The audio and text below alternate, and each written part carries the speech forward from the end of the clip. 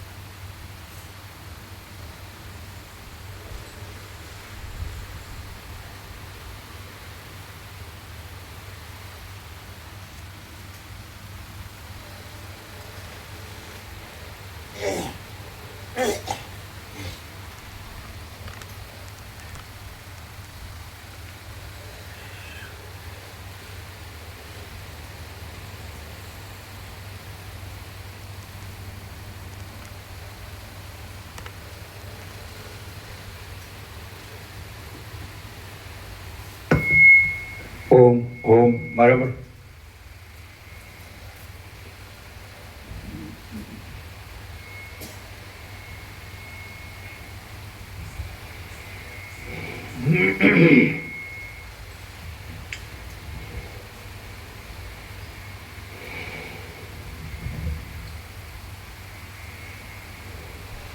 પરમ ચિદાકાશ, પરમ જ્યોતિ, અખંડ જ્યોતિ, મહાચિદાકાશ, સ્વયં પ્રકાશ, સંપૂર્ણ પ્રકાશ, પૂર્ણ બ્રહ્મ, અનંત તેજઘન, અનંત ચિદઘન, પરમાકાશ, કેવલ, અનંત, શુદ્ધ, તેજઘન, પરમાકાશ, અખિલ આત્મા, પૂર્ણ બ્રહ્મ, પરમાત્મા, પરમ ચિદાકાશ, પરમ જ્યોતિ, અખંડ જ્યોતિ, અનંત, પૂર્ણ, પરમ ચિદાકાશ, परम शांति, स्वयं सिद्ध, स्वयं प्रकाश, स्वयं पूर्ण, स्वस्वरूप, यही सब कुछ है। इसके सिवा कुछ नहीं है। शून्यभास, अनंत कोटि, महाकल्पो है ही नहीं।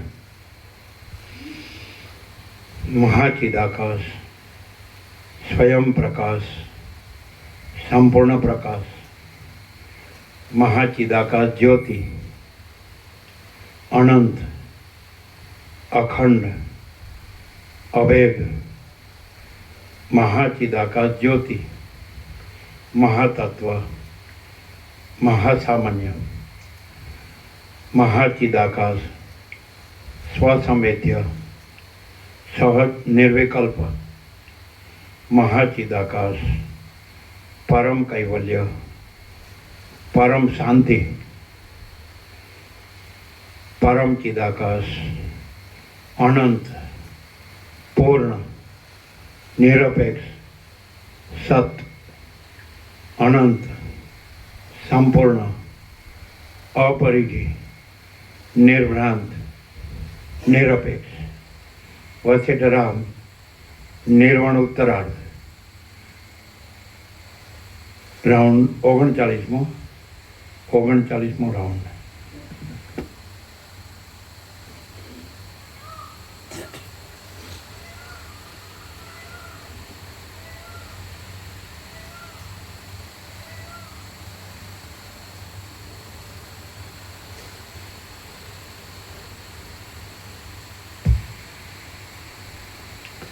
आद्य परब्रह्म सद्गुरु देव की जय।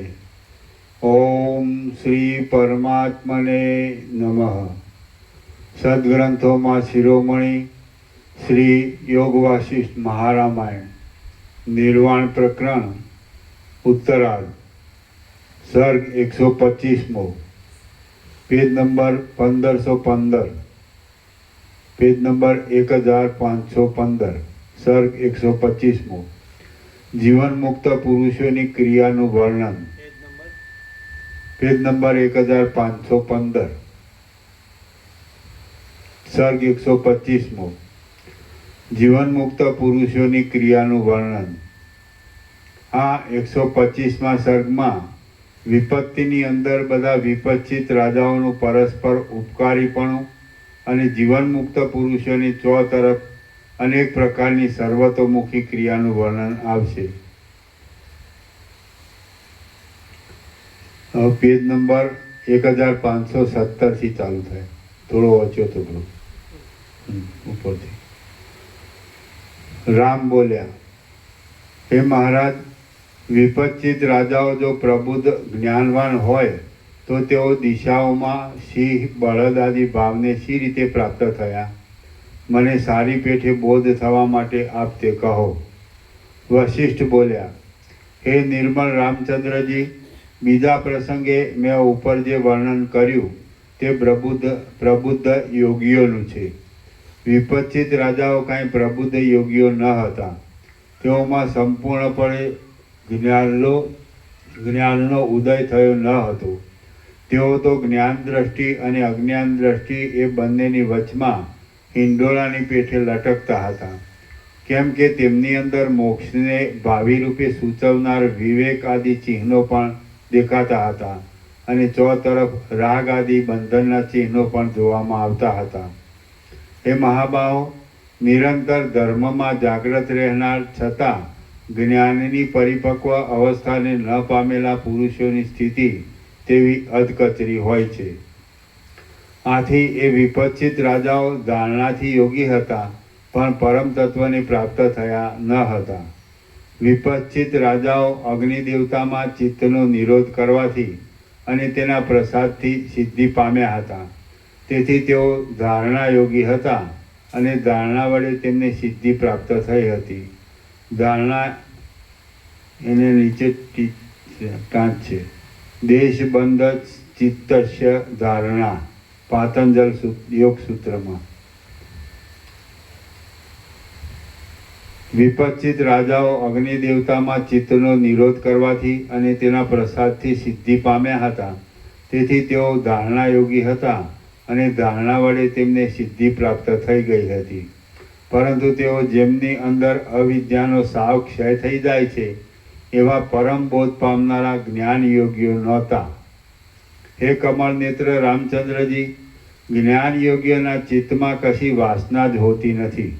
તેથી તેઓ અવિદ્યા તરફ જુએ પણ શા માટે? બાકી વિપચિત રાજાઓ તો ધારણાયોગી હતા અને ધારણાના પરિપાકના અંતે અગ્નિ દેવતાએ આપેલા વરદાનના પ્રભાવથી તેમને સિદ્ધિ પ્રાપ્ત થઈ હતી. તેમની અંદર અવિદ્યા હજી વિદ્યમાન જ હતી અને તેને લીધે તેઓ આત્મવિચારથી શૂન્ય હતા. હે રામચંદ્રજી, બીજું પણ હું જે કહું તે તમે સાંભળો. જીવન મુક્ત પુરુષોને વ્યવહાર કાળમાં જ દેહ આદિ બીજા પદાર્થોનું ભાન હોય છે, પરંતુ સમાધિ કાળમાં તેમને કોઈ પણ પદાર્થનું ભાન હોતું નથી. જીવન મુક્ત પુરુષોને વ્યવહાર કાળમાં જ દેહ આદિ બીજા પદાર્થોનું ભાન હોય છે, પરંતુ સમાધિ કાળમાં તેમને કોઈ પણ પદાર્થનું ભાન હોતું નથી. બંધની જેમ મોક્ષ પણ ચિત્તનો જ એક ધર્મ છે. તેથી તે સમાધિ કાળમાં ચિત્તમાં રહે છે, પણ દેહની અંદર રહેતો નથી. બાકી દેહનો ધર્મ કૌંસમાં જરા મરણ આદિ કિંવા દેહભાવને અધીન વ્યવહાર દેહથી નિવૃત્ત થતો નથી. બંધની જેમ મોક્ષ પણ ચિત્તનો જ એક ધર્મ છે. તેથી તે સમાધિ કાળમાં ચિત્તમાં રહે છે, પણ દેહની અંદર રહેતો નથી. બાકી દેહનો ધર્મ દેહથી નિવૃત્ત થતો નથી. મુક્ત થયેલું ચિત્ત પાછું ફરીવાર કોઈ દિવસ બંધાઈ જતું નથી. વૃક્ષની ડાળમાંથી નીચે ખરી પડેલા ફળને કયો માણસ યત્ન વડે પણ પ્રથમની પેઠે પાછું જોડી શકે છે? જીવન મુક્ત પુરુષોનો દેહ પણ દેહના ધર્મો વડે વ્યાપ્ત જ હોય છે, પરંતુ તેમનું દેહની અંદર રહેલું ચિત્ત તો સદાકાળ અચળ જ રહે છે. જીવન મુક્ત પુરુષોનો દેહ પણ દેહના ધર્મો વડે વ્યાપ્ત જ હોય છે, પરંતુ તેમનું દેહની અંદર રહેલું ચિત્ત તો સદાકાળ અચળ જ રહે છે. ધારણા આદિના પ્રયોગની પેઠે મોક્ષ બીજાથી જાણી શકાતો નથી, પરંતુ મધ આદિના આસ્વાદથી પેદા થનારા સુખની પેઠે તે સ્વસંવેદ્ય પોતાના જાણવામાં આવે તેવો છે. ધારણા આદિના પ્રયોગની પેઠે મોક્ષ બીજાથી જાણી શકાતો નથી, પરંતુ મધ આદિના આસ્વાદથી પેદા થનારા સુખની પેઠે તે સ્વસંવેદ્ય પોતાના જ જાણવામાં આવે તેવું છે. આ આત્મા સુખ દુઃખ આદિ મનના ધર્મો વડે યુક્ત થાય છે ત્યારે તે જીવભાવને લીધે પોતે જ પોતાના બંધનો અનુભવ કરે છે. તે આત્મા જ્યારે મનના મોક્ષને લીધે સુખ આદિ ભાવથી રહિત થઈ જાય છે ત્યારે શાસ્ત્રકારો તેને મુક્ત કહે છે. આ આત્મા સુખ દુઃખ આદિ મનના ધર્મો વડે યુક્ત થાય છે ત્યારે તે જીવભાવને લીધે પોતે જ પોતાના બંધનો અનુભવ કરે છે. તે આત્મા જ્યારે મનના મોક્ષને લીધે સુખ આદિ ભાવથી રહિત થઈ જાય છે ત્યારે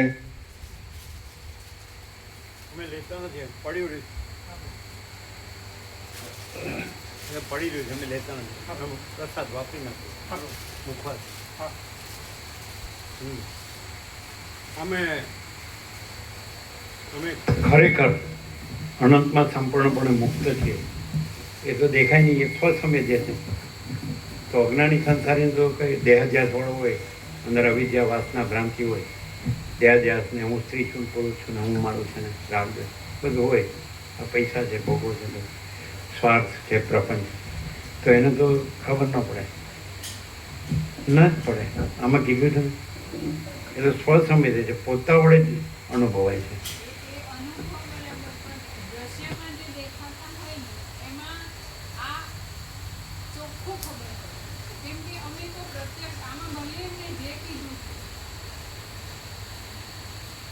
યોગ વાસિષ્ઠ મહારામાયણમાં ભલે એમણે જે કીધું તે અનુભવ એ વસ્તુ સ્વસંવેદ્ય 100% સત્તરાની, પણ દ્રશ્યમાં જો અમે પ્રત્યક્ષ દર્શન કરીએ છીએ એની વાત કરીએ છીએ અમે, કે ગમે તેવો દેહાધ્યાસવાળો હોય, ગમે તેવું એને ભ્રાંતિ સાચી લાગતી હોય ને ગમે તેટલી વાસનાવાળો હોય અને રચ્યો પચ્યો જ રહેતો હોય, એને ઉડીને આંખે વળગે એવા બધા જ લક્ષણો આમાં જે બતાવે છે એ અમે રોજ પ્રત્યક્ષ દર્શન કરીએ છીએ. અખંડ દર્શન છે. એમાં સૌથી પહેલી વાત એ છે કે જે પ્રકાશ છે, વશિષ્ઠ ભગવાન જે કહી રહ્યા છે કે પ્રકાશ આવો છે અને આવો નથી, એ એમને વર્ણન કરવું પડે છે. એ આખું જે છે, જો હૈ સો હૈ, પરમ ચિદાકાશ પરમ જ્યોતિ અખંડ જ્યોતિ સાક્ષાત સ્વયં પ્રકાશે છે. અને એમાં ક્યાંય ભ્રાંતિનો રજ માત્ર નથી, પરિચ્છિન્નતા નથી, કોઈ સાપેક્ષતા નથી, કોઈ હું કે જગતની સાચા માનવાથી કોઈ ક્રિયા કે કોઈ ઉપચાર કે એવું કંઈ જ નથી. એટલે જેને દ્રઢ દેહાધ્યાસ હોય કે ભ્રાંતિ સાચી લાગતી હોય એને નથી સાઈડથી ચોખ્ખું દેખાય કે આમાંનું કંઈ આમાં નથી, નથી સાઈડનું કંઈ પણ એને ચોખ્ખું દેખાય. પોતે એમાં જ હોય, વાસનામાં રચ્યો પચ્યો હોય, હું દેહવાળો છું કે જીવ છું કે જ્યાં પણ હોય એનું લેવલ, પણ એ ગમે તે લેવલનું હોય ને એને આ ચોખ્ખું દેખાય કે આ અનંત સિવાય બીજું નથી. કેમ કે એમાં ક્યાંય સીમિતતા નથી, કોઈ સાપેક્ષતા નથી, કોઈ પરિચ્છિન્નતા કે કોઈની આ રજ માત્ર ભ્રાંતિ સાચી હોય એવું નથી. એટલે બાંધછોડ નથી ભ્રાંતિ સાથે ક્યાંય, અને કમ્પ્લીટ 0-0 કમ્પ્લીટ. અને આવો પ્રકાશ જે થાય અહીંયા પ્રગટ છે જ, અખંડ પ્રકાશે છે, એ સહજ સ્વભાવ સ્વરૂપ છે. તો આ પ્રકાશ કોઈ વ્યક્તિથી, કોઈ હુંથી કે અધર દેન મહાચિદાકાશથી ન જ થઈ શકે. 100% સત્તરાની. અને આ અમે રોજ અખંડ દર્શન કરીએ છીએ. એ ગમે તે સંસારનો અનુભવ કરતા હોય ને એવાને આ અનુભવ ચોખ્ખો ખબર પડે કે આ સ્વયં પ્રકાશ પોતે જ છે અને બીજું નથી.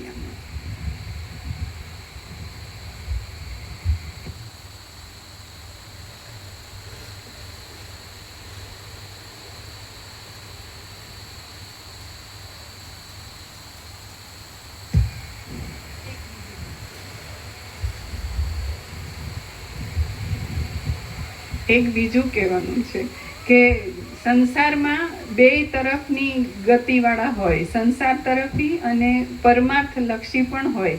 તો જે લોકો સ્પિરિચ્યુઅલ વર્લ્ડમાં આગળ વધેલા છે ને હાઈએસ્ટ લેવલે પણ પહોંચ્યા છે, તો ત્યાંય એની જુદી આઈડેન્ટિટી મળે ક્યાંયથી પણ દ્રશ્યમાં, કે આ ઈશ્વર છે, કે આ આત્મ સાક્ષાત ઈશ્વર સાક્ષાત્કારી, કે આત્મ સાક્ષાત્કારી, ઇવન ઈશ્વર કે આ આત્મા સ્વરૂપે રહેલો છે, પણ જુદી આઈડેન્ટિટી મળે. આમાં એવું કંઈ શોધે તોય ન મળે. કેમ કે પરમચિદાકાશ આત્મા રહેલો છે, જુદી આઈડેન્ટિટી શું કીધું? એટલે કોઈ આત્મ સાક્ષાત્કારી છે તો એ પોતે આત્મા રહ્યો છે અને એની આઈડેન્ટિટી જુદી છે કે XYZ આત્મા રહ્યા છે. ઈશ્વરનું કીધું.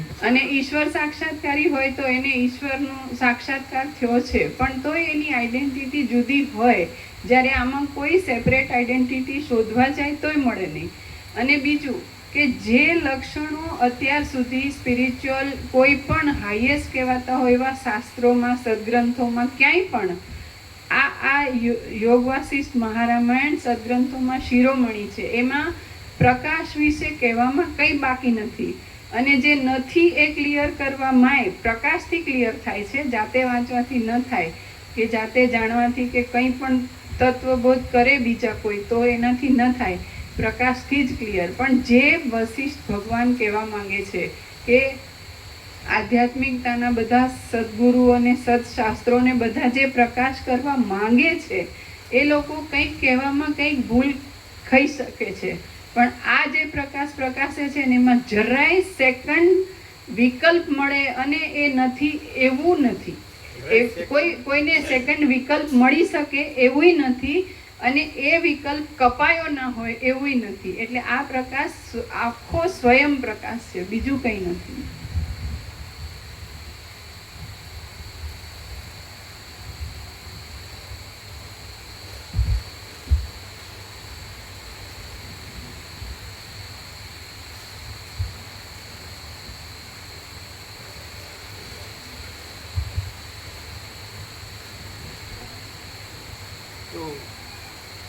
માની લો કે આ એક ભાસ છે અજ્ઞાની સંસારીને, દેહાધ્યાસવાળાને કે અવિદ્યા વાસના ભ્રાંતિવાળાને કે આ હું પુરુષ છું કે સ્ત્રી છું કે હું મારું છે કે રાગ દ્વેષ બધું આ સંસાર વ્યવહાર માયા મોહ બધું.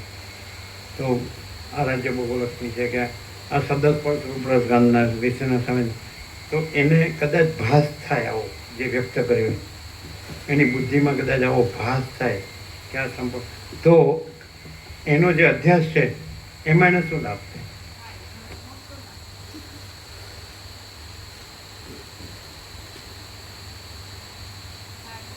થાય, ઘણો મોટો લાભ થાય. જે અધ્યાસ વાળો છે, અમે પોતે જ અમારી જ વાત કરીએ તો આ પ્રકાશ મળ્યો એ પહેલા અમારું ટોટલ જીવન દેહાધ્યાસ વાળું જ હતું. અને આ પ્રકાશથી એવું સત્ય શું છે અને ખોટું શું છે એ ક્લિયર, એકદમ ક્લિયર. હું અધ્યાસ રાખું અને આ પ્રકાશની અવગણના કરું એટલા પ્રમાણમાં મને એ પરમ શાંતિ કે પ્રકાશનો અનુભવ ઓછો થાય એવું થાય.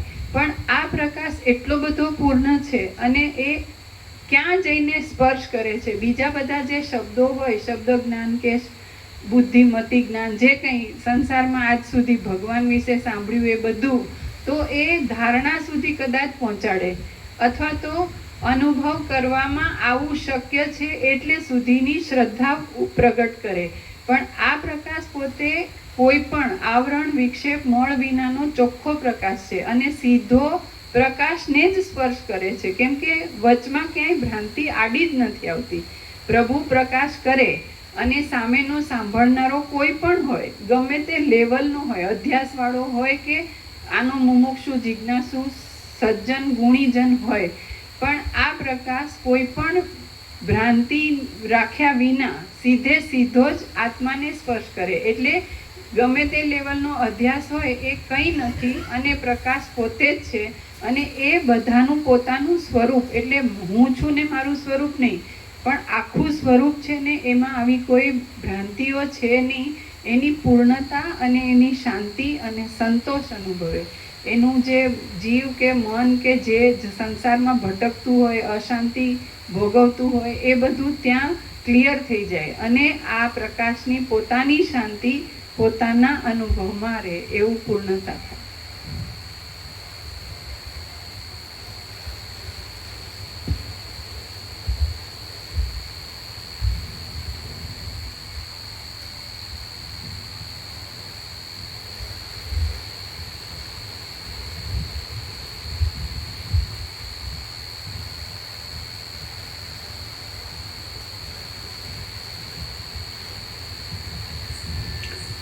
આ આત્મા સુખ દુઃખ આદિ મનના ધર્મો વડે યુક્ત થાય છે. દાખલા કે બુદ્ધને સમ્યક બોધ થયો અથવા મહાવીરને કેવળ જ્ઞાન થયું અને એની પાછળના કરોડો અરબો અનુયાયી સેવકો, ભાવિકો અને એમના દેવળો, એમની દેવમૂર્તિ અને એમનું ભક્તિ અને એમના જે એમનામાંથી આવ્યા હોય ઉદ્ગારો કેવળ જ્ઞાનના કે સમ્યક બોધના, તો એ બધું પણ વર્લ્ડમાં ફૂલ છે અને આ તો વર્લ્ડમાં ક્યાંય નથી.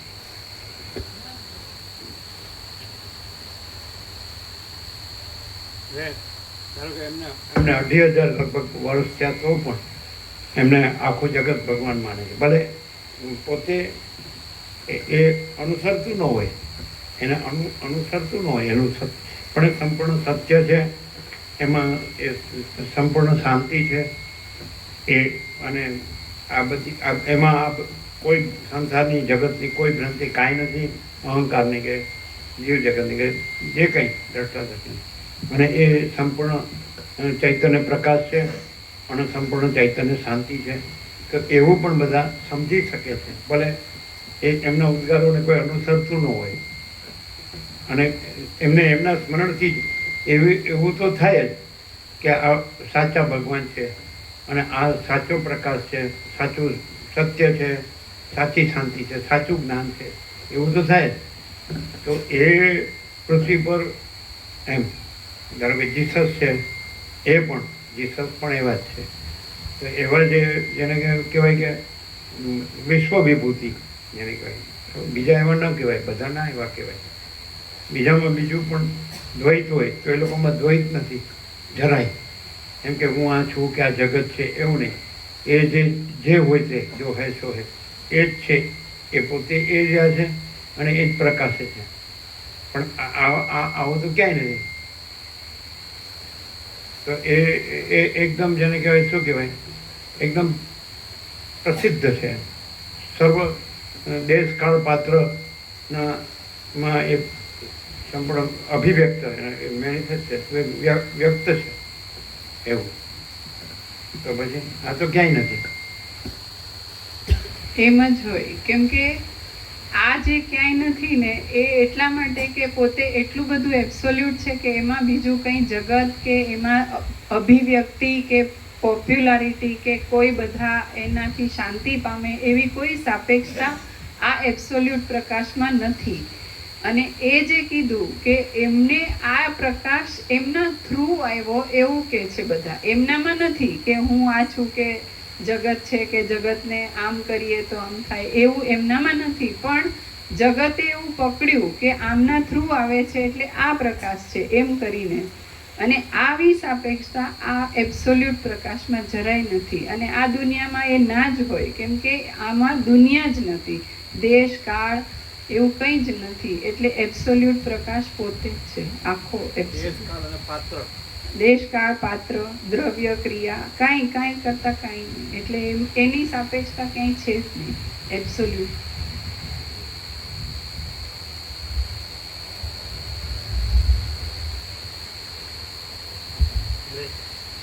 એટલે એ જ આ 72નું એટલે બિફોર 53 યર્સ બાળપણનું નિરપેક્ષ છે એ જ છે ને. એટલે હવે આ તમે જે અત્યારે જે તમને ભાસ થાય છે એ અને એ એક જ છે ને, એ જ છે ને કે એમાં કંઈ ફારફેર છે?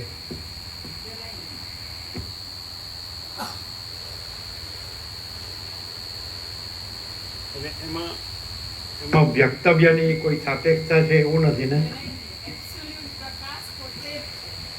એટલે એ અનંતપૂર્ણ નિરપેક્ષ સતત છે એમ. સાપેક્ષ કશું કોઈ કે કાંઈ છે જ નહીં, કાંઈ થતું જ નથી.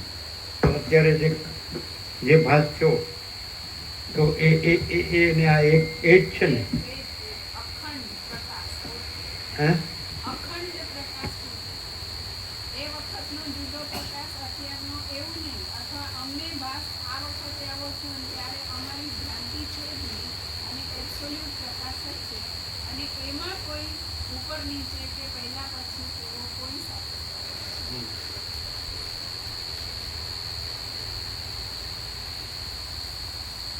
પણ એમ કે આમાં બધામાં જે દ્વૈત ભ્રાંતિ છે એને લીધે એ કદાચ આવો એને ભાસ થાય પણ અનુભવાય નહીં અને રહી શકે નહીં એવું નહીં કે અમને આ સત્ય લાગે છે પણ અમે એ સત્ય રહી શકતા નથી એવું કહે છે ને. અમારામાં આ બધું જે કંઈ માયાભોગ વાસના ભ્રાંતિ મોહ કે જે કાંઈ, તો અમારામાં આવું બધું હોય એટલે અમે કદાચ અમને સાચું લાગે પણ અમે રહી ન શકીએ એવું કહેતા હોય છે. એવું નહીં. આ પ્રકાશનો એટલો બધો સંપૂર્ણ મહિમા છે કે આ પ્રકાશ પોતાનું કામ કરે જ છે. સામેનાની ભ્રાંતિ ગમે તેટલી વધારે પડતી હોય અને દેખાતું ન હોય તો પણ આ પ્રકાશ પોતે જ છે અને એમાં આવી કોઈ ભ્રાંતિ નથી. એ માણસને જેને એમ લાગે છે કે આ સાચું લાગે છે પણ હું રહી શકતો નથી એવું એની જે ધારણા ખોટી ઊંધી ધારણા વિપરીત ભ્રમ છે એ નથી. અને આ પ્રકાશ પોતે પોતામાં સંપૂર્ણ છે. એટલે એમાં હું આ અને મારી એવી માન્યતા કે મને આ અનુભવાતું નથી કે હું સત્ય રહી શકતો નથી, તો ઇન કેસ એ મને સાચું લાગતું હોય તો એમાં આ પ્રકાશનો વાંક નથી. મારી વાસના, મારી વિપરીત ભ્રાંતિ એને પકડી રાખવાનું કે દેહાધ્યાસ રાખીને સાંભળવાનું, આ બધા કારણો. તો આ કંઈ આમાં પ્રકાશમાં નથી અને પ્રકાશ પોતે સંપૂર્ણ છે અને એની પરમ શાંતિ છે. એટલે એ બધી ભ્રાંતિઓ કંઈ જ નથી.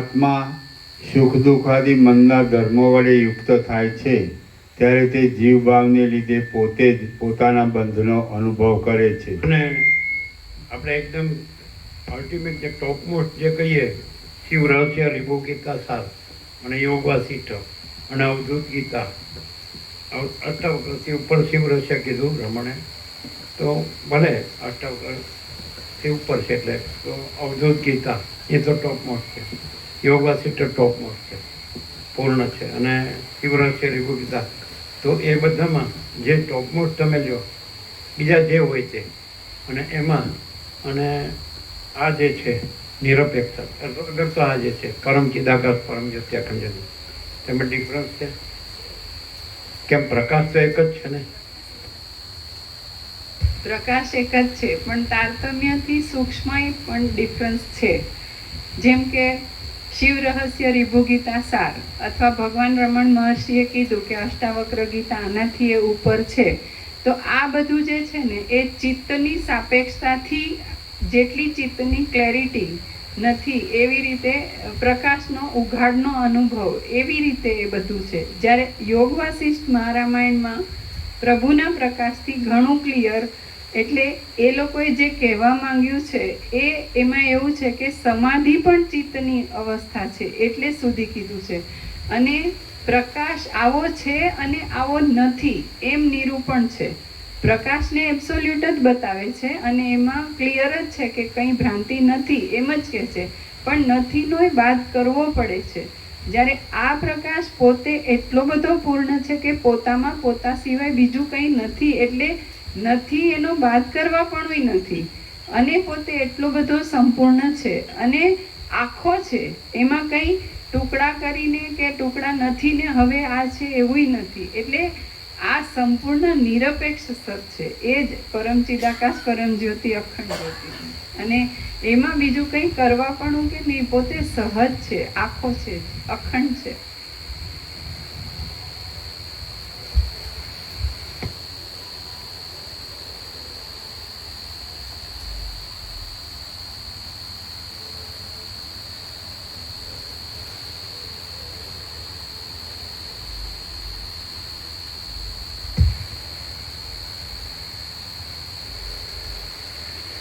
આ આત્મા સુખ દુઃખ આદિ મનના ધર્મો વડે યુક્ત થાય છે ત્યારે તે જીવભાવને લીધે પોતે જ પોતાના બંધનો અનુભવ કરે છે. તે આત્મા જ્યારે મનના મોક્ષને લીધે સુખ આદિ ભાવથી રહિત થઈ જાય છે ત્યારે શાસ્ત્રકારો તેને મુક્ત કહે છે. આ વાત અનુભવ વડે પોતાની મેળે જ જણાઈ રહે તેવી છે.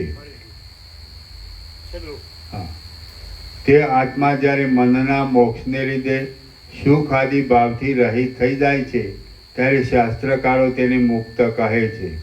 આ વાત અનુભવ વડે પોતાની મેળે જ જણાઈ રહે તેવી છે. જેનું ચિત્ત અંદર શીતળ હોય છે તે જ મુક્ત કહેવાય છે. ચિત્તની અંદર સંતાપ રહેવો એ બંધ છે. બંધ અને મોક્ષ એ બંને દેહાદિકના ધર્મ નથી એમ દેખાય છે.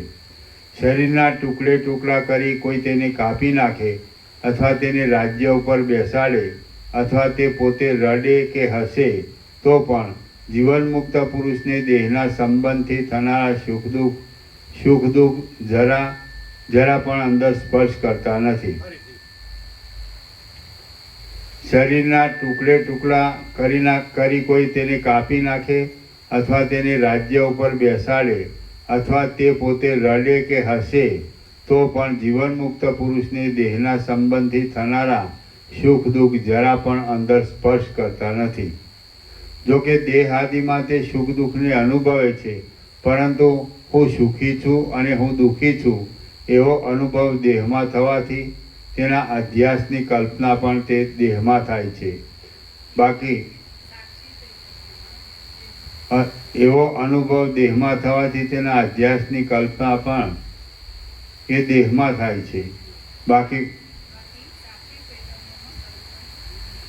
બાકી સાક્ષી ચૈતન્યમાં તે કલ્પના થતી નથી. દેહાદિકમાં આત્મતાનું અભિમાન બાંધી બીજા જ રૂપાંતરને પ્રાપ્ત થઈ ગયેલા ચારવાક તથા બૌદ્ધ આદિ પંડિતો મોક્ષનો ખરો ઉપાય ન મળવાથી છેવટે પરાભવને પ્રાપ્ત થતા દેખાય છે અને વિવાદ પ્રસંગમાં વેદાંતિઓથી તેમનો પરાભવ થતો પણ જોવામાં આવે છે. જીવનમુક્ત પુરુષોની દ્રષ્ટિમાં પોતાના આત્મ સ્વરૂપ સિવાય બીજું દેહ આદિ કશું છે જ નહીં. મહાઉદયને પ્રાપ્ત થયેલો જીવનમુક્ત પુરુષ હા જીવનમુક્ત પુરુષમાં આત્મ સ્વરૂપ સિવાય જીવનમુક્ત પુરુષોની દ્રષ્ટિમાં પોતાના આત્મ સ્વરૂપ સિવાય બીજું દેહ આદિ કશું છે જ નહીં. મહાઉદયને પ્રાપ્ત થયેલો જીવનમુક્ત પુરુષ સદા આત્માનંદમાં મગ્ન હોય છે. તેથી તે મરતા છતાં પણ મરતો નથી, રોતા છતાં પણ રોતો નથી અને હસતા છતાં પણ હસતો નથી. તત્વદર્શી પુરુષો રાગમુક્ત છતાં રાગયુક્ત જેવા દેખાય છે, કોપ રહિત છતાં કોપયુક્ત જેવા જણાય છે અને મોહ રહિત છતાં મોહયુક્ત જેવા જોવામાં આવે છે. આકાશમાં જેમ અંકુરો ઉત્પન્ન ન થાય તેમ અમુક સુખ છે અને અમુક દુઃખ છે એવી કલ્પનાઓ તેમનાથી ઘણે દૂર રહેલી હોય છે. આકાશમાં જેમ અંકુરો ઉત્પન્ન ન થાય તેમ અમુક સુખ છે અને અમુક દુઃખ છે એવી કલ્પનાઓ તેમનાથી ઘણે દૂર રહેલી હોય છે. જેની દ્રષ્ટિમાં પણ જગતનું સ્વરૂપ જ નથી અને સર્વ એક ચિદ્રૂપ જ છે, તે જીવનમુક્ત પુરુષની દ્રષ્ટિમાં પણ સુખ દુઃખ આદિ રહે છે એવું કહેવું આકાશની શાખાના જેવું અસંભવિત છે. સર્વત્ર જય મેળવનારા જીવનમુક્ત પુરુષો અંદર શોક રહિત છે, છતાં તેવા પ્રસંગે તેઓ શોક કરતા દેખાય છે. વળી મસ્તક આદિ અવયવ કપાઈ જાય તો પણ તત્વદર્શી પુરુષો જાણે કશું ન કપાયું હોય તેમ કેવળ એક આત્મામાં સ્થિર થઈ રહેલા જણાય છે. સામગાનમાં તત્પર થઈ રહેલા બ્રહ્માના મોટા મસ્તકને મહાદેવજીએ સુકુમાર કમળની પેઠે નખ વડે ચીરી નાખ્યું હતું અને પોતે શક્તિમાન છતાં બ્રહ્માએ તે મસ્તકને પાછું ફરીવાર ઉત્પન્ન કર્યું નહોતું. કેમ કે ચિદાકાશરૂપ બ્રહ્મા પોતે આકાશના જેવા જ છે, તો પછી તેમને બીજા પાંચમા મિથ્યા મસ્તક વડે શું વિશેષ છે? તેમને કાંઈ કરવાનું કે કાંઈ ન કરવાનું કશું પણ પ્રયોજન નથી. બાકી પ્રાણીઓના કર્મને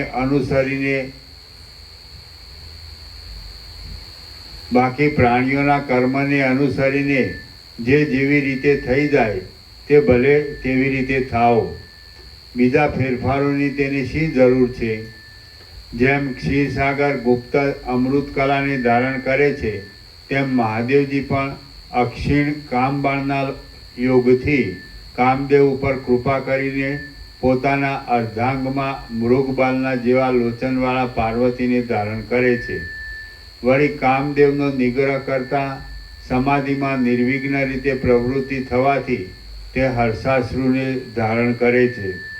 મહાશય શ્રી મહાદેવજી પોતે સમર્થ છે, છતાં પણ રાગીપણાનો ત્યાગ કરતા નથી.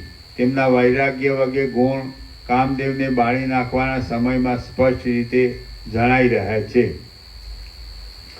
જીવનમુક્તપણાને લીધે તેમને કાંઈ કરવાનું કે કાંઈ ન કરવાનું કશું પણ પ્રયોજન નથી. મહાશય શ્રી મહાદેવજી પોતે સમર્થ છે, છતાં પણ રાગીપણાનો ત્યાગ કરતા નથી. તેમના વૈરાગ્ય વગેરે ગુણ કામદેવને બાળી નાખવાના સમયમાં સ્પષ્ટ રીતે જણાઈ રહ્યા છે. જીવનમુક્તપણાને લીધે તેમને કાંઈ કરવાનું કે કાંઈ ન કરવાનું કશું પણ પ્રયોજન નથી અને તેમને આ લોકમાં સર્વ પ્રાણી માત્રમાં કોઈ પાસેથી પોતાનો કશો સ્વાર્થ કાઢી લેવાનું પણ હોતું નથી અને તેમને આ લોકમાં જીવનમુક્તપણાને લીધે તેમને કાંઈ કરવાનું કે કાંઈ ન કરવાનું કશું પણ પ્રયોજન નથી અને તેમને આ લોકમાં સર્વ પ્રાણી માત્રમાં કોઈ પાસેથી પોતાનો કશો સ્વાર્થ કાઢી લેવાનું પણ હોતું નથી. મહાદેવજીનું રાગીપણું ભલે હો કિંવા ન હો, તેમને રાગીપણાનું કે વિરાગીપણાનું કશું પ્રયોજન નથી. દૈવયોગે જે જેવી રીતે થઈ જાય તે ભલે તેવી રીતે થાઓ. વળી બીજાનું તેમને શું પ્રયોજન છે? જીવનમુક્ત જનાર્દન પોતે અસુર નિગ્રહાદિ કર્મ કરે છે, ઇન્દ્રાદિ દ્વારા કર્મ કરાવે છે. અવતારની સમાપ્તિ થતાં મૃત્યુને પ્રાપ્ત થઈ અંતર્ધાન થઈ જાય છે અને પારધી આદિ તેમના અંતર્ધાન થવામાં નિમિત્તરૂપ થાય છે. તે પોતે દેહ ધારણ કરે છે અને નિરંતર વૃદ્ધિને પણ પ્રાપ્ત થાય છે. એ વિષ્ણુ ભગવાન પોતે સમર્થ છે, છતાં તે પ્રાણીઓના કર્મ અનુસાર પ્રાપ્ત થયેલી વ્યવહારની વ્યગ્રતાને મૂકી શકતા નથી. વળી તેમને એ વ્યવહારની વ્યગ્રતાનો ત્યાગ કરવાનું કે ગ્રહણ કરવાનું કશું પ્રયોજન નથી. પણ જે જેવી રીતે પ્રાપ્ત થતું હોય તે ભલે તેવી રીતે પ્રાપ્ત થાઓ એમ સમજીને વાસના રહિત અને શુદ્ધ ચૈતન્ય સ્વરૂપ હરિ નિષ્કામપણે જ રહ્યા છે. સૂર્યનારાયણ નિરંતર જગતરૂપી ઘરના આકાશરૂપી આંગણાની અંદર કાળના એક દડારૂપ થઈ રહેલા પોતાના આત્માને કૌંસમાં પ્રાણીઓના કર્મ અનુસાર નિરંતર ભ્રમણ કરાવ્યા કરે છે. એ સૂર્યનારાયણ પોતાના દેહને તે વ્યાપારમાંથી રોકવા સમર્થ નથી એમ પણ નથી, પરંતુ તે જીવન મુક્તપણાથી નિષ્કામ રહી યથાસ્થિત રીતે પોતાનો કાર્યનિર્વાહ કરી લે છે. ચંદ્રમાં જીવન મુક્તપણાને લીધે કશા પણ ખેદને પામતા નથી અને યથાસ્થિતપણે રહી પ્રલય પર્યંત અક્ષય એવા ક્ષયને વ્યર્થ જ અનુભવે છે. અગ્નિ જીવન મુક્તપણાને લીધે યથાપ્રાપ્ત સ્થિતિ વડે સમાન દશામાં રહે છે. તે મરુતના યજ્ઞમાં 12 વર્ષ પર્યંત હાથીની શુંડ જેવી નિરંતર પડ્યા કરતી ઘૃત ધારારૂપી હૂત દ્રવ્યનો ઉપભોગ કરે છે.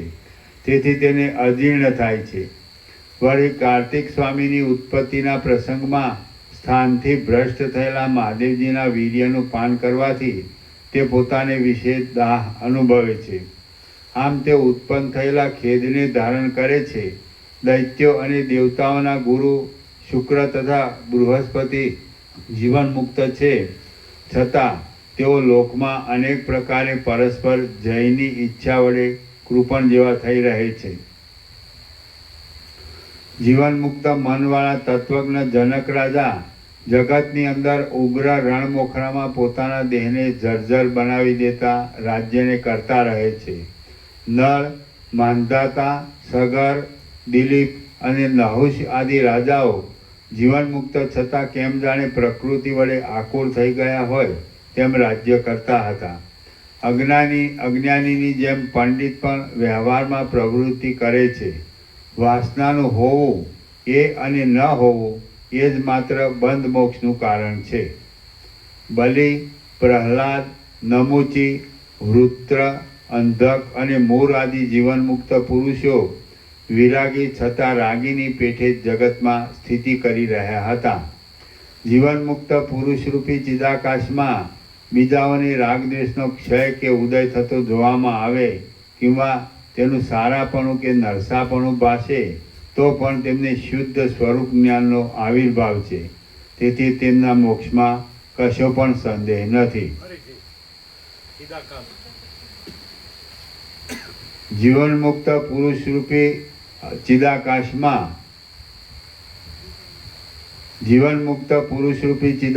બીજાઓને રાગદ્વેષનો ક્ષય કે ઉદય થતો જોવામાં આવે કિંવા તેનું સારાપણું કે નરસાપણું ભાસે તો પણ તેમને શુદ્ધ સ્વરૂપ જ્ઞાનનો આવિર્ભાવ છે. તેથી તેમના મોક્ષમાં કશો પણ સંદેહ નથી.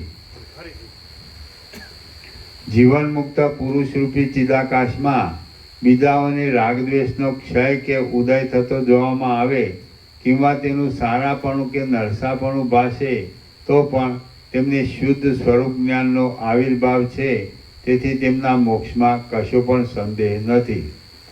જે જીવન મુક્ત પુરુષો ચિદાકાશના જેવા શુદ્ધ જ્ઞાન વડે સર્વ જીવોને ચિદાકાશ જેવા અસંગ પૂર્ણ બ્રહ્મરૂપ સમજે છે તેમનામાં ભેદ બુદ્ધિ ક્યાંથી સંભવે? જે જીવન મુક્ત પુરુષો ચિદાકાશના જેવા શુદ્ધ જ્ઞાન વડે સર્વ જીવોને ચિદાકાશ જેવા અસંગ પૂર્ણ બ્રહ્મરૂપ જ સમજે છે તેમનામાં ભેદ બુદ્ધિ ક્યાંથી સંભવે? જેમ પ્રકાશમાન ઇન્દ્રધનુષ્ય અનેક પ્રકારે દેખાતા છતાં શૂન્ય અને આભાસ માત્ર છે, તેમ આ દ્રશ્યરૂપી ભ્રાંતિ પણ અનેક પ્રકારે દેખાતા છતાં શૂન્ય અને આભાસ માત્ર છે. જેમ આકાશરૂપી આંગણાની અંદર ઇન્દ્રધનુષ્યમાં નાના પ્રકારના વર્ણો ભાસે છે, તેમ બ્રહ્માંડરૂપી અનેક પરમાણુઓ ચિદાકાશની અંદર શૂન્ય છતાં ભાષા કરે છે. આ પ્રકટપણે દેખવામાં આવતું જગત અસત્ય છે, છતાં જાણે સત્ય હોય તેવું દેખાય છે. આકાશમાં રહેલી શૂન્યતાની પેઠે તે ઉત્પન્ન પણ થયેલું નથી, તેમ નાશને પણ પ્રાપ્ત થતું નથી. એ જગત આદિ અને અંતવાળું દેખાય છે, છતાં અનાદિ અને અનંત છે. અનેક પદાર્થો વડે વ્યાપ્ત હોવાથી તે અશૂન્ય જણાય છે, છતાં શૂન્ય છે. તે ઉત્પન્ન થયું દેખાતા છતાં ઉત્પન્ન થયું જ નથી, અને નાશને પ્રાપ્ત થતું જણાતા છતાં નાશને પ્રાપ્ત થતું નથી. ચિદાકાશ જ એવી રીતે જગતના રૂપે વિવર્ત ભાવથી ઉત્પન્ન થયેલું અને નષ્ટ થયેલું ભાસે છે. જેમ કાષ્ઠથી બનેલો સ્તંભ કાષ્ઠરૂપ જ છે, તથા તેની અંદર કોતરેલી પૂતળી પણ કાષ્ઠરૂપ છે, તેમ બ્રહ્મામાં કલ્પાયેલું જગત પણ બ્રહ્મરૂપ જ છે. સમાધિ વડે સમસ્ત બ્રહ્મમાં કલ્પાયેલું જગત પણ બ્રહ્મરૂપ જ છે.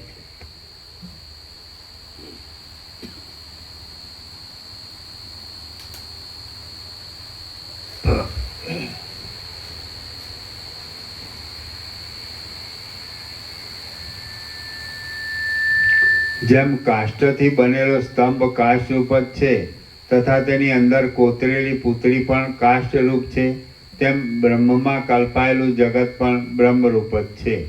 સમાધિ વડે સમસ્ત કલ્પનાથી રહિત, સર્વત્ર સમાનતાવાળી અને નિદ્રાવસ્થાથી પણ રહિત જે કાંઈ આત્મરૂપ સ્થિતિ થઈ રહેલી તે જ સત્ય ચિદાકાશરૂપ છે.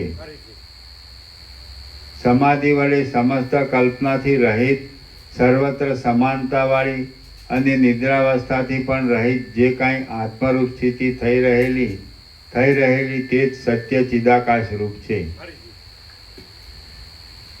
સમાધિ વડે સમસ્ત કલ્પનાથી રહિત, સર્વત્ર સમાનતાવાળી અને નિદ્રાવસ્થાથી પણ રહિત જે કાંઈ આત્મરૂપ સ્થિતિ થઈ રહેલી તે જ સત્ય ચિદાકાશરૂપ છે. આ જગત તદ્રૂપ છે એમ સમજવાનું છે. ચક્ષુ આદિ ઇન્દ્રિય દ્વારા આત્મા આ જગત તદ્રૂપ છે એમ સમજવાનું છે. ચક્ષુ આદિ ઇન્દ્રિય દ્વારા આત્મા એક દેશમાંથી બીજા પ્રદેશમાં જાય ત્યારે વચમાં તેનું જે નિર્વિકલ્પ સ્વરૂપ અનુભવમાં આવે છે તે ચિદાકાશ છે. આ જગત તે ચિદાકાશમય છે એમ સમજવાનું છે. શુદ્ધ ચિદાકાશની અંદર દ્વિત્વ એકત્વ આદિ પણ નથી એમ મનન કરતા નિશ્ચય થાય છે. તેમ એ કેવળ આકાશ જેવું શૂન્ય ભાસે છે એવું પણ નથી એમ મનન કરતા નિશ્ચય થાય છે. આ જગત ચિદાકાશ રૂપ છે, અથવા તો આત્મા જ પોતાના સ્વરૂપની અંદર તેવા આકારે વિવર્ત ભાવથી થઈ રહેલો છે. હવે પછી થનારા નગરની પેઠે તે કેવળ સંકલ્પની કલ્પના વડે વિશાળ રૂપે અને સ્ફુટ રૂપે પ્રતીતિમાં આવે છે. આકાશના જેવા સ્વચ્છ ચિત્તવાળા હે રામચંદ્રજી, આ દ્રશ્ય સમૂહ શિલાના જેવો એકરસ, નિર્વિકલ્પ અને શાંત બ્રહ્મરૂપ જ છે. આકાશના જેવા સ્વચ્છ ચિત્તવાળા હે રામચંદ્રજી, આ દ્રશ્ય સમૂહ શિલાના જેવો એકરસ, નિર્વિકલ્પ અને શાંત બ્રહ્મરૂપ જ છે. અહો, કેવી આશ્ચર્યકારક માયા છે! લોકો પોતાના આત્માને જ જગત રૂપે કલ્પી લે છે અને પોતાના આત્માને જ મોહમાં નાખે છે. શ્રી યોગ વાસિષ્ઠ મહારામાયણમાં નિર્વાણ પ્રકરણના ઉત્તરાર્ધનો સર્ગ પ્રાપ્તિ નામનો સર્ગ 125મો સમાપ્ત. સર્ગ પ્રાપ્તિ સર્ગ 126મો. આ 126મા સર્ગમાં મરી ગયેલા ચારે વિપચ્છિત રાજાઓને પોતાની અંદર સંસારની ભ્રાંતિ દેખાશે અને ઉત્તર તરફના વિપચ્છિત રાજાને અંધારી ખાઈ દેખાયા સુધીનું વર્ણન કરવામાં આવશે. રામ બોલ્યા, હે મુનિશ્રેષ્ઠ, પૂર્વ આદિ દિશાઓના અંતોમાં ગયેલા તે વિપચ્છિત રાજાઓએ દ્વીપો, પર્વતો, સમુદ્રો અને વનો આદિમાં જઈને પછી શું કર્યું? વશિષ્ઠ બોલ્યા, હે રામચંદ્રજી, તાલી અને તમાલના વૃક્ષોની પંક્તિઓમાં ભરેલા દ્વીપોમાં, પર્વતોમાં અને વનોમાં ફરનારા વિપચ્છિત રાજાઓનું પછી શું થયું તે હું કહું છું, તમે તે સાંભળો. એક વિપચ્છિત રાજાને ક્રૌચ દ્વીપના સીમાડાના પર્વતના પશ્ચિમ ભાગમાં કોઈ હાથીએ કમળની પેટે શિખરની શિલામાં ગંડસ્થળ વડે પીસી નાખ્યો. વળી બીજા વિપચ્છિત રાજાને કોઈ રાક્ષસે અંગમાં ઘાયલ કરી દઈ આકાશ માર્ગેથી સમુદ્રમાં રહેનાર વડવા નળમાં ફેંકી દીધો અને તે તેમાં જ ભસ્મ થઈ ગયો. ત્રીજા વિપચ્છિત રાજાને કોઈ વિદ્યાધર દેવભૂમિમાં ઇન્દ્રની સભામાં લઈ ગયો અને ત્યાં ઇન્દ્રને નમસ્કાર ન કરવાથી ક્રોધથી વ્યાપ્ત થઈ ગયેલા ઇન્દ્રે તેને શાપ વડે ભસ્મ કરી નાખ્યો. ચોથો વિપચ્છિત રાજા ચતુરતાથી ચાલતો હતો અને તેને કુશ દ્વીપના પર્વતના તટ ઉપર આવેલી નદીને કાંઠે દુઃખે પણ માંડ નિવારી શકાય એવા એક મગરમચ્છે પકડી 8 કટકા કરી મારી નાખ્યો. જેમ પ્રલય સમયમાં ચારે લોકપાલો ક્ષયને પ્રાપ્ત થઈ જાય તેમ 4 દિશાઓમાં ગયેલા ને આકુળ ચિત્તવાળા તે ચારે વિપચ્છિત રાજાઓ ક્ષયને પ્રાપ્ત થઈ ગયા. પછી ચિદાકાશરૂપી એ વિપચ્છિત રાજાઓનું જીવ ચૈતન્ય આકાશરૂપ થઈ જઈ પૂર્વ સંસ્કારને લીધે પોતાની અંદર પૂર્વની પેઠે જ પૃથ્વીમંડળને દેખવા લાગ્યું. તે પૃથ્વીમંડળ 7 દ્વીપો અને 7 સમુદ્રરૂપી વલયને ધારણ કરી રહ્યું હતું. ગામો અને નગરો રૂપી આભૂષણો વડે સુશોભિત હતું. ઉપરના ભાગમાં પીઠની પેઠે અતિ ઉત્પન્ન મેરુ પર્વતને ધારણ કરી રહ્યું હતું અને મેરુ પર્વત ઉપર રહેલા બ્રહ્માના ગ્રહરૂપી શિરોમણી વડે દેદીપ્યમાન દેખાતું હતું. તે ચંદ્રબિંબ અને સૂર્યબિંબ રૂપી નેત્ર વડે રમણીય દેખાતું હતું. તેમાં તારાઓ રૂપી મોતીઓનો સમૂહ ઝબકી ઉઠતો હતો. તે ચપળ મેઘરૂપી વસ્ત્રો વડે સુશોભિત દેખાતું હતું અને નાના પ્રકારના વનોરૂપી રૂવાડાઓ વડે તે રમણીય જણાતું હતું. જેમ સૃષ્ટિના આરંભકાળમાં આકાશની અંદર સર્જાયેલા પ્રજાપતિઓ પ્રથમ જ વિસ્તારવાળા દિશાઓના અંતોને પ્રથમ પ્રમાણે જુએ છે, તેમ એ ચારેય વિપચ્છિત રાજાના જીવ ચૈતન્યે પોતાના ચારેય દેહને આગળ પ્રમાણે જોયા. તે વિપચ્છિત રાજાઓ આકાશભાવથી રહિત પોતાના ચિદાત્માની અંદર આકાશભાવની પ્રતીતિ થતાં આકાશરૂપ થઈ રહ્યા હતા. તેમણે એક પોતાના મનના પ્રતિભાસરૂપ એવા પ્રાતિભાષિક દેહની અંદર આધિભૌતિક દેહના કૌંસમાં સ્થૂળ દેહલા સર્વ ધર્મો, સ્થૂળતા, જડતા આદિ પોતાની પાસે જ જોયા. એ દેહના આધારરૂપ આત્માનું વાસ્તવ સ્વરૂપ ન ઓળખાયાથી તે વિપચ્છિત રાજાઓ પૂર્વ સંસ્કારને લીધે પાછા દ્રશ્યરૂપ અવિદ્યા કેવડી હશે તેનો નિર્ણય કરવા માટે પૂર્વ પ્રમાણે પ્રવૃત્ત થઈ ગયા. દ્રશ્ય અને દર્શનના મધ્યમાં અનુભવ રૂપે દેખાતી ભૂમંડળ રૂપી અવિદ્યાનું પરિણામ જોવા માટે તેમણે અનેક દ્વીપાંતરોમાં ભ્રમણ કર્યું. પશ્ચિમ દિશાવાળો વિપચ્છિત રાજા 7 દ્વીપોનું અને 7 મહાસાગરોનું ઉલ્લંઘન કરી ગયો અને સુવર્ણથી ઘટ એવી ભૂમિમાં ક્રીડા કરી રહેલા જનાર્દન ભગવાન પાસે જઈ પહોંચ્યો. તેણે એ ભગવાન પાસેથી અનુપમ બ્રહ્મ વિદ્યા મેળવી અને તે જ દિશાની અંદર તે 5 વર્ષ સુધી સમાધિમાં રહ્યો. એ પછી તેણે દેહનો ત્યાગ કર્યો અને તેનું ચિત્ત કેવળ ચિદ્રૂપતાને પ્રાપ્ત થઈ ગયું. એટલે તેનો પ્રાણ જેમ આકાશ ભાવને પ્રાપ્ત થઈ ગયો તેમ તે પોતે પરમ નિર્વાણને પ્રાપ્ત થઈ ગયો. પૂર્વ દિશાવાળો વિપચ્છિત રાજા પૂર્ણિમાના પૂર્ણ ચંદ્રબિંબની સન્નિધિમાં પોતાના દેહની સ્થિતિ છે એવું ચિંતન કરવા લાગ્યો અને પોતાના તે દેહને મૂકી દઈ તે ચંદ્રલોકમાં જઈ રહ્યો. દક્ષિણ દિશા તરફનો વિપશ્ચિત રાજા સાલમલી દ્વીપમાં શત્રુઓના સમૂહને ઉખેડી નાખી હજી અદ્યાપી પર્યંત રાજ્ય કરે છે.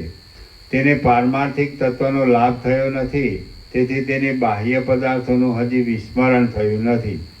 ઉત્તર તરફનો વિપશ્ચિત રાજા ચપળતાથી પછડાયા કરતા તરંગોવાળા સાતમા સમુદ્રમાં સ્વાદુદકમાં 1000 વર્ષ પર્યંત મગરમચ્છના ઉદરમાં રહ્યો હતો. ત્યાં તે મગરમચ્છના ઉદરના માંસનો આહાર કરતો હતો. એ મોટો મગરમચ્છ મરી ગયો એટલે ઉત્તર તરફનો એ વિપશ્ચિત રાજા મગરમચ્છની જેમ મગરમચ્છના ઉદરમાંથી બહાર નીકળ્યો. પછી હિમના જેવા શીતળ જળવાળા એ સ્વાદુદક સમુદ્રના 80,000 યોજનનું ઉલ્લંઘન કરી તે વિશાળ ઉદરવાળી અને સુવર્ણની ઘાટા વિસ્તારવાળી ભૂમિમાં પહોંચ્યો. તે ભૂમિ 10,000 યોજન પર્યંત વિસ્તીર્ણ હતી અને દેવતાઓને સંચાર કરવાના માર્ગરૂપ હતી. ત્યાં તે મૃત્યુ પામ્યો. આમ ઉત્તર તરફનો તે વિપશ્ચિત તે ભૂમિમાં મરણ પામ્યો. એટલે જેમ અગ્નિના મધ્યમાં રહેલું કાષ્ઠ ક્ષણવારમાં અગ્નિભાવને પ્રાપ્ત થઈ જાય છે, તેમ તે ઉત્તમ દેહભાવને પ્રાપ્ત થઈ ગયો. હવે દિશાઓના અંત જોવાની પૂર્વ વાસનાને લીધે એ વિપશ્ચિત રાજા ઉત્તમ દેહભાવને પામ્યા પછી લોકાલોક પર્વતમાં ચાલ્યો ગયો. તે પર્વત આ ભૂમંડળ રૂપી વૃક્ષના ક્યારાની પેઠે આધારરૂપ થઈ રહેલો છે. એ પર્વત 50,000 યોજન ઊંચો છે. તેનો એક જ પ્રથમ ભાગ સૂર્યના પ્રકાશ વડે તથા લોકોના વ્યવહાર વડે યુક્ત છે. બાકી તેના બીજા ભાગમાં તો કોઈનો પણ સંચાર નથી. લોકાલોક પર્વતના શિરોભાગમાં પ્રાપ્ત થયેલા અને તારાઓના માર્ગમાં રહેલા એ વિપશ્ચિત રાજાને નીચે રહેલા મનુષ્યો આ કોઈ ઉચ્ચ નક્ષત્ર છે એવી શંકાથી જોતા હતા.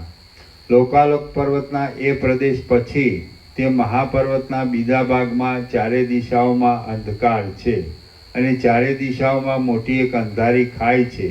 તે ખાઈ આકાશની પેઠે સર્વ પ્રાણીઓ વડે શૂન્ય છે અને અનેક યોજન સુધી વિસ્તરેલી છે. ત્યાં વર્તુળ આકારનો આ ભૂલોક સમાપ્ત થાય છે અને ત્યાંથી માંડી પાછી આકાશના જેવી શૂન્ય તથા અંધકાર ભરેલી મોટી ખાઈ આવે છે. તેની અંદર ભમરા જેવો, કાજળના જેવો, તમાલના જેવો અને આકાશના જેવો મધ્ય ભાગ શ્યામ અંધકારથી પથરાઈ રહ્યો છે. ત્યાં પૃથ્વી કે જંગમ આદિ કશું નથી. ત્યાં કોઈ પણ આલંબન પણ નથી અને ત્યાં કશી પણ વસ્તુ કોઈ દિવસ સંભવતી જ નથી, એમ તમે સમજો. શ્રી યોગ વાસિષ્ઠ મહારામાયણમાં નિર્વાણ પ્રકરણના ઉત્તરાર્ધનો વિપશ્ચિત જન્માંતર આચરણ નામનો સર્ગ 126મો સમાપ્ત. સર્ગ 127મો ભૂગોળ તથા નક્ષત્ર મંડળ આદિની સ્થિતિનું વર્ણન. આ 127મા સર્ગમાં ભૂગોળ, નક્ષત્ર મંડળ આદિની સ્થિતિ વિશે અને તે પછવાડે આવેલા આકાશ વિશે તથા બ્રહ્માંડરૂપી પર્વતની સ્થિતિ વિશે વર્ણન કરવામાં આવશે. રામ બોલ્યા, હે મહારાજ, આ નિરાધાર ભૂગોળ શી રીતે રહેલ છે? નક્ષત્રગણ પણ નિરાધાર કેમ ભ્રમણ કર્યા કરે છે? અને લોકાલોક પર્વત પણ શી રીતે રહેલો છે? વળી તેનું તેવું નામ શા માટે પાડવામાં આવ્યું છે? આ બધું આપ મને કહો.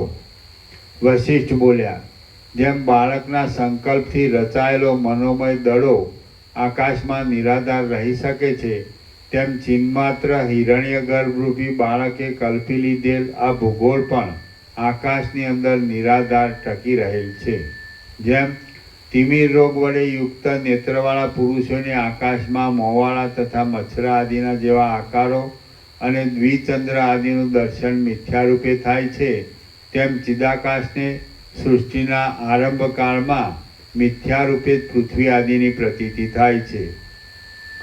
સંકલ્પનગર કોઈ આધાર વડે ધારણ કરાઈ રહી હોય એમ અનુભવમાં આવતું નથી અને સંકલ્પ વડે ઊભા રહેલા સ્તંભો તથા ભીંતો આદિ વડે તે ધારણ કરાયેલું છે, છતાં એ અવસ્તુરૂપ હોવાથી વસ્તુતઃ તેનાથી ધારણ કરાયેલું નથી.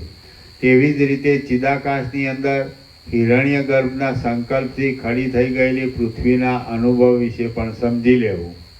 હિરણ્ય ગર્ભના સંકલ્પને અનુસરી ચિદાકાશની અંદર જે વસ્તુ જેવા રૂપે ચિત્ત સત્તારૂપી સ્વભાવને લીધે પ્રતીતિમાં આવે છે તે વસ્તુ તે સ્થળમાં તેવા રૂપે અનુભવાય છે. એવો જ કાંઈ ચિદાત્માનો અપાર મહિમા છે. જેમ તિમિર રોગ વડે પીડિત નેત્રવાળા પુરુષને આકાશની અંદર મોવાળા તથા મચ્છરા આદિના જેવા આકારો જોવામાં આવે છે, તેમ પ્રથમ સૃષ્ટિના આરંભમાં ચિન્માત્ર તત્વને ભૂગોળની પ્રતીતિ તેવા પ્રકારે થાય છે અને તે થઈ રહેલી છે. ચિદાત્માને હિરણ્યગર્ભને પોતાના સ્વરૂપની અંદર સ્વપ્નની પેઠે નદીઓનું ઉર્ધ્વગમન અને અગ્નિનું અધોગમન જો પ્રથમ ભાષ્યું હોત, કૌંસમાં કલ્પના કોટીમાં આવ્યું હોત, તો હિરણ્યગર્ભના સત્ય સંકોચને લીધે આજે તેની તેવી વિપરીત સ્થિતિ હોત અને આપણને તે પ્રમાણે જ પ્રતીતિમાં આવત. ચિત્ત સત્તાને જે વિશેનું જેનું ભાન થાય છે તે તેના વિચાર પ્રમાણે સત્ય છે. આથી કેટલાક વાદીઓ માને છે કે પૃથ્વી ભારે છે, તેથી તે નિરંતર મહાકાશમાં ભમ્યા કરે છે, પરંતુ આકાશના અધઃ પ્રદેશનો અવધિ નથી, તેથી પૃથ્વીનું પતન કોઈ જગ્યાએ વિશ્રાંત થતું નથી. વળી પૃથ્વી વિશાળ છે, તેથી આપણને તેના પડવાની પ્રતીતિ થતી નથી. તેમાં ધ્રુવની સાથે બંધાયેલું જ્યોતિષ ચક્ર નક્ષત્ર મંડળ પણ એ પૃથ્વીની સાથે જ છે અને તેથી તે અનાદિકાળથી ભમતું રહે છે એમ કેટલાક માને છે. બીજા કેટલાક વાદીઓ માને છે કે પૃથ્વીની નીચે, ઉપર અને ચારે બાજુ જળ જ ભર્યું છે અને તેની અંદરના છિદ્રોના ભાગમાં પવનથી પૂર્ણપણે ભરેલા પૃથ્વીના 7 લોકો રહ્યા છે.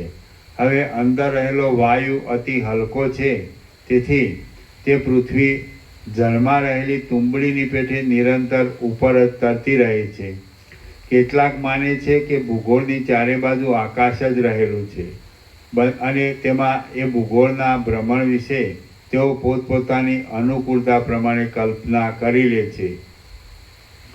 વળી બીજાઓ કહે છે કે જ્યોતિષ ચક્ર ફરતું નથી, પરંતુ પૃથ્વી જ પોતાના સ્થાનમાં ફરતી રહે છે, પણ આપણને તેની ખબર પડતી નથી. વહાણમાં બેઠેલા પુરુષોને જેમ કાંઠે રહેલા વૃક્ષો ફરતા લાગે છે, તેમ જ્યોતિષ ચક્ર આપણને ફરતું દેખાય છે. વળી કેટલાકનું માનવું એમ છે કે પૃથ્વીનું પતન અસંભવિત હોવાથી તે સદાકાળ પોતાના સ્થાનમાં સ્થિર છે. આવા તે વાદીઓના અનેક વિકલ્પો તેમની બુદ્ધિમાં રહેલી ચેતન સત્તા વડે તેમના વિચારને અનુસરનારાઓને સત્ય ભાસે છે. બાકી વસ્તુતઃ ચેતન સિવાય બીજું કશું સત્ય નથી.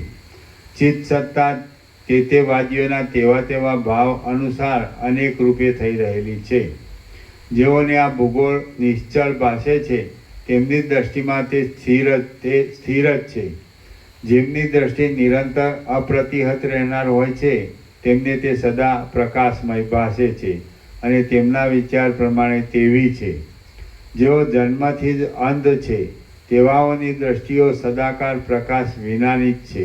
બાકી વસ્તુતઃ જોતા એ સર્વ ભાવો તે સર્વના પોતાના આત્માની અંદર રહેલા છે. એક ચિદાત્માના જ ભાનને અનુસરીને તારામંડળ અને પૃથ્વી આદિની પ્રતીતિ થાય છે. બાકી વસ્તુતઃ વિચારતા આ સર્વ અસત્ય છતાં અવિદ્યાને લીધે સદાકાળ અખંડિતપણે સત્ય જ ભાષા કરે છે. આ પૃથ્વી લોકાલોક પર્વત સુધી વ્યાપ્ત છે અને તેનું પરિણામ પણ તેવડું જણાય છે અને તેનું પરિમાણ પણ તેવડું જણાય છે. ત્યાર પછી તો આકાશરૂપી એક મોટી ખાઈ રહેલી છે અને તેની અંદર એક મહાસાગરના જેવો અંધકાર જ ભરપૂર છે. વળી કોઈ જગ્યાએ કાંઈક પ્રકાશ પણ રહેલો છે. નક્ષત્ર મંડળના અતિ દૂરપણાને લીધે અને લોકાલોક રૂપી મહાન પર્વતની વિકરાળતાને લીધે કોઈ ભાગમાં કેવળ અંધકાર જ પથરાઈ રહ્યો છે અને તેમાં જ કોઈક ઉપરના ભાગમાં તેજ પણ રહેલું છે. તેને લીધે તેની લોકાલોક એવી સંજ્ઞા પડેલી છે. લોકાલોક પર્વતની પેલી પાર રહેલા આકાશ મંડળથી ઘણે દૂર દશેય દિશાઓમાં નક્ષત્ર ચક્ર ફર્યા કરે છે. એ નક્ષત્ર ચક્ર પાતાળથી માંડી ઠેઠ સ્વર્ગલોક સુધી આકાશની અંદર દશેય દિશાઓમાં ચારે બાજુ ભ્રમણ કરતું રહે છે. એક ધ્રુવ જ માત્ર સ્થિર રહે છે. લોકાલોક પર્વતના અંત ભાગ સુધી પાતાળ સહિત ભૂલોકને નક્ષત્ર મંડળ ફરતું રહે છે. વસ્તુતઃ જોતા ચિન્મય તત્વની કલ્પના વિના એ બીજું કાંઈ જ નથી. લોકાલોક પર્વત સાથેના ભૂલોક કરતાં આકાશ બમણું છે. અને ત્યાર પછી જેમ પાકેલા અખોડના અંદરના બીજની ચારે બાજુ તેની છાલ રહેલી હોય છે તેમ નક્ષત્ર મંડળ રહેલું છે. આ પૃથ્વીલોકથી બમણા વિસ્તારવાળા આકાશના કરતાં નક્ષત્ર મંડળનો અંદરનો વિસ્તાર બમણો છે. દશેય દિશાઓમાં તેનું ભ્રમણ થતું રહે છે. જેમ બીલાના ફળને તેની છાલ ચારે તરફ વ્યાપી રહેલી હોય છે તેમ એ ચારે બાજુ વ્યાપ્ત થઈ રહેલું છે. કેવળ ચિન્મય સબલ બ્રહ્મની સત્ય સંકલ્પતાને લીધે તેમાં જે સ્ફુરણ પ્રથમ ઉઠે છે તે જ આ બ્રહ્માંડ તેના અવયવોના આકારે થઈ જાય છે અને તે આ જગતની સ્થિતિના આધારરૂપ થાય છે. નક્ષત્ર ચક્ર પછી વળી તેનાથી બમણું એવું બીજું આકાશ રહેલું છે. તે કોઈક ઠેકાણે પ્રકાશ વડે યુક્ત છે અને કોઈક ઠેકાણે ઘાટા અંધકારમય છે. એ આકાશની પેલી પાર પાછું બીજું બ્રહ્માંડના ઉર્ધ્વ ભાગરૂપી ખરપર કૌંસમાં કપાલ રહેલું છે. આમ એક બ્રહ્માંડનું ખરપર તેના ઉપરના ભાગમાં રહેલું છે તો બીજું તેના નીચેના ભાગમાં રહેલું છે અને એ બંનેના મધ્ય ભાગમાં આકાશ રહેલું છે. એ આકાશનો વિસ્તાર સેંકડો અને કરોડો યોજન સુધી છે. તે વજ્રના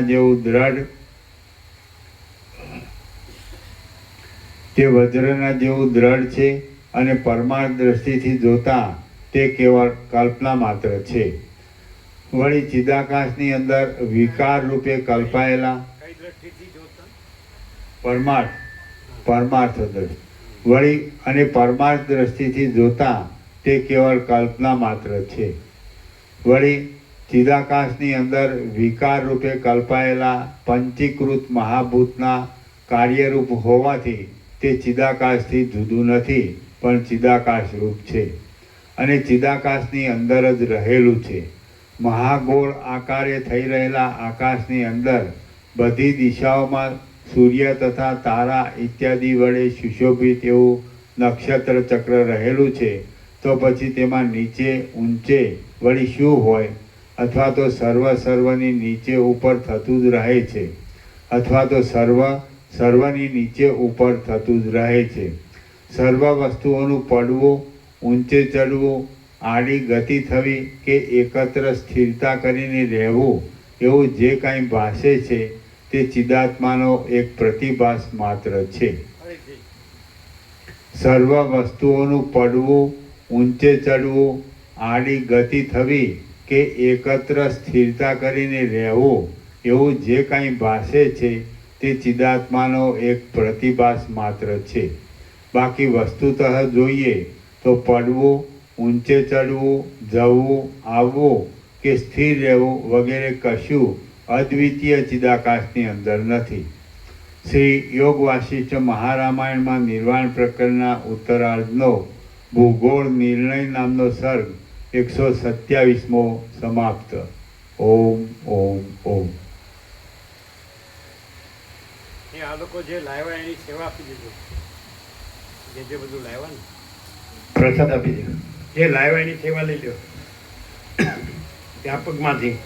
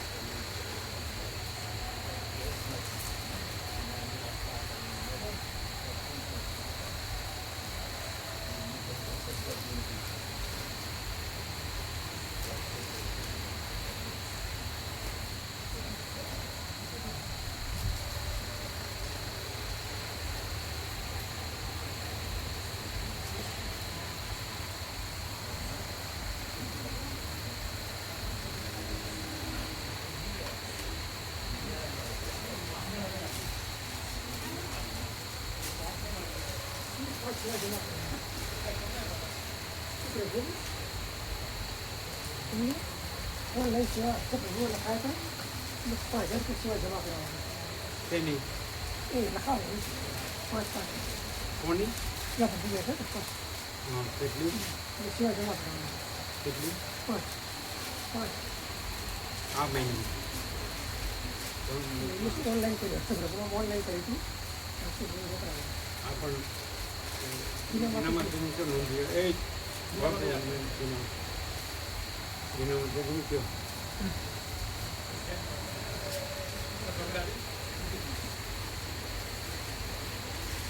એ તમારે જે લાવ્યા છે એનું સેવા લઈ લેજો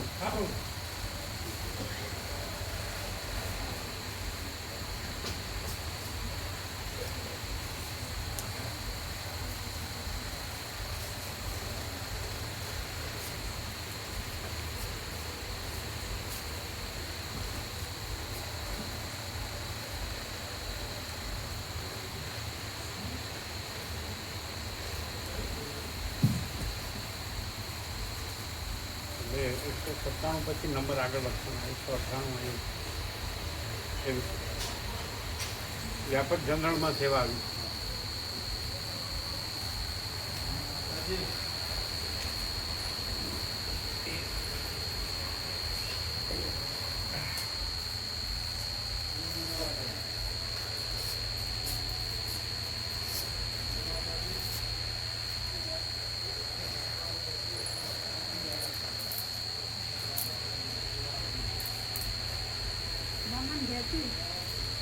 હા? એમ હવે બધે યાત્રામાં સાથે જતા ને રોકાવાઈ આ છે ને બધાય છે સાથે રાખજો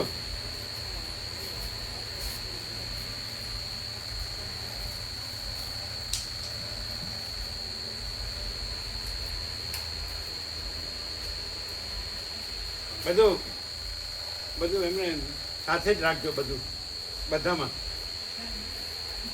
હા એટલે એને 197 પછી આગળ કંઈ છે ને એવી રીતે 98 આવે જ નોટ નોટ લઈને આવે નોટ લઈને અહીંયા લાવે નોટ અહીંયા લાવે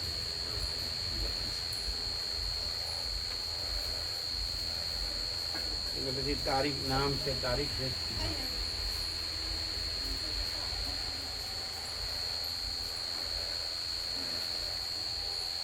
પછી આ લોકો જે લાવ્યા એમાં એમની સેવા આપવાની હા આપણું લખવું નથી હા લખવા બેઠો હા લખવા જોઈએ બરોબર લખવાનું દરેક કસર ના રહેવી જોઈએ ચોખ્ખું બધું જ્યારે જોઈએ ત્યારે મળે એવું માર પણ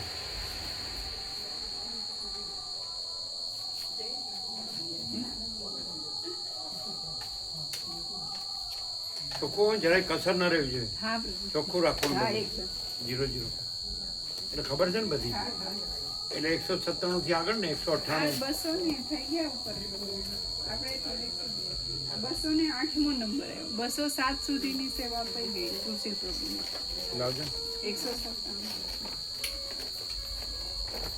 અમે તો 197 સુધી જોયું હતું હા એ પછી છે આવી ને પછી કાલ બધી આવી હતી ને પછી બીજી અચ્છા 207 સુધી બરાબર હા હા એ જોયું હતું જોયું આ 208 બરાબર 207 સુધી તો એમને આપી દીધી એટલે પીલે થઈ ગયું કાલ બરાબર આ સુશી ચોખ્ખું પ્રભુ છે હતા ને કાલ. હા તમારા લોકની કી છે ને બધું હા છે બધું રેગ્યુલર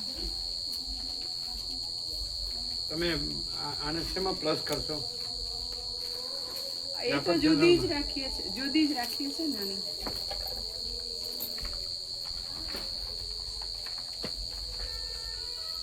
પછી આ લોકો જે લાવ્યા એનું આપી દેવું એમને આપી દીધી ખાલી એમને કોથળીની બોલે જ આપી અચ્છા એ પાછું લખી નાખો હા લખીને આપ્યામાં ચક્રુ લીધેલું લીધામાં લખો આપેલું આપ્યામાં લખો કાગળ તું કાગળ કે શું પેન મળી તમને આપું લો મેં લખી દો 270 લખ્યા 240 લખો સાબુ આ લાઈટ બંધ કરીએ તો ચાલશે હા બંધ કરી દો તમને પેલી લાઈટમાં દેખાશે હા દેખાય છે પેલા જીવડા નો આવે ના, હા, હા, બરાબર. બરાબર.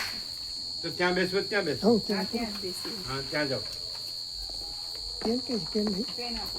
હવે અમારે જોવાની જરૂર નથી ને ના, એકદમ અમે જઈ શકીએ ને? complete. હા, પ્રભુ. તમે જોઈ લેજો હો ને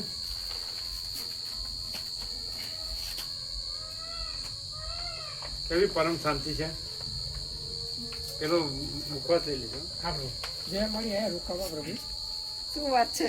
જે મળી રોકાવા આયા જે રોકાય એની અંદર એ છે ને માડી છે ને એ બાડી હે અમે છો તે રેસી રહેવા જે મળી. અનુકૂળ આવી છે ચંપામાળી. ચંપા મળી રેસી કોઈ યાત્રામાં બધા જોડે રહેલા જ છે ને અચ્છા.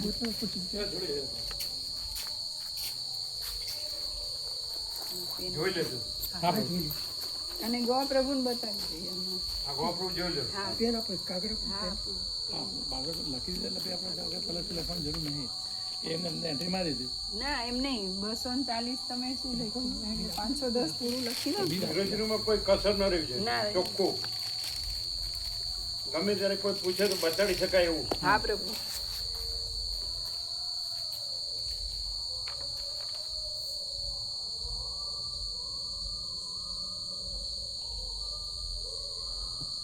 અને કોથળી ને લખી દો જુદા એ આપી દો.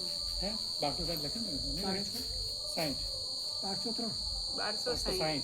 1260. 1260 1260 જોડે હા. હવે અમારી જરૂર નથી ને ના પ્રભુ બતાવી અમે દઈશું. જઈએ. હા હા.